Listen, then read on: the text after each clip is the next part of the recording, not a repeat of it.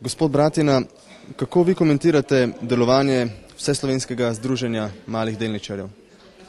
Mislim, da je prav, da so se delničarji organizirali, zato ker pri nas je pomanjkanje korporacijske kulture in mnogi delničarji se ne zavedajo svojih pravic in seveda tudi po zakonu je potreben določen procent, da seveda se lahko uveljavijo kakšne manjšinske pravice in zaradi tega je seveda to zelo dobrodošlo, da se organizirajo in potem enotno zastopajo in uresničujejo svoje pravice in seveda zastopajo svoje interese, ki jih imajo v delniških družbah.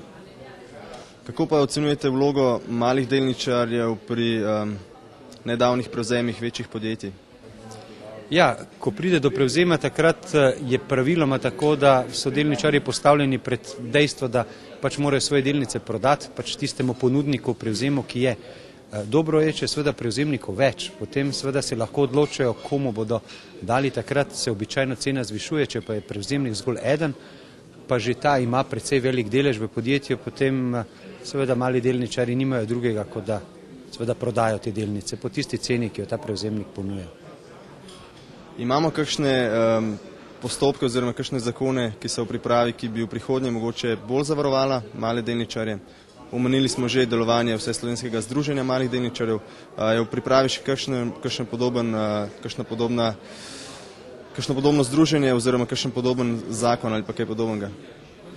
Ja, torej, kar se tiče malih delničarjev, je seveda za njih največja zaščita, če tisto podjetje, kjer imajo delnice, je uvrščeno na borzo, torej gre za javno delniško družbo, ker ta je seveda vezana na stroga pravila, je pod kontrolo ATVP, velja prevzemna zakonodaja in tako dalje. V Sloveniji mislim, da je sedaj v pripravi zakon o prevzemih oziroma sprememba, ki bo širila uporabo zakona o prevzemih tudi na nejavne družbe. To seveda je že do sedaj veljalo glede na velikost družbe, sedaj bo to še bolj, ampak bojim se, da samo širjenje zakonodaje in širjenje pravic seveda samo po sebi nič ne poboljša položaja.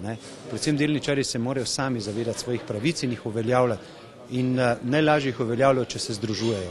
Ker če sam delničar, ki ima nekaj malega delnic, je seveda nesorazmerni stroški nastanejo z njegovim donosom, ki ga ima od teh delnic.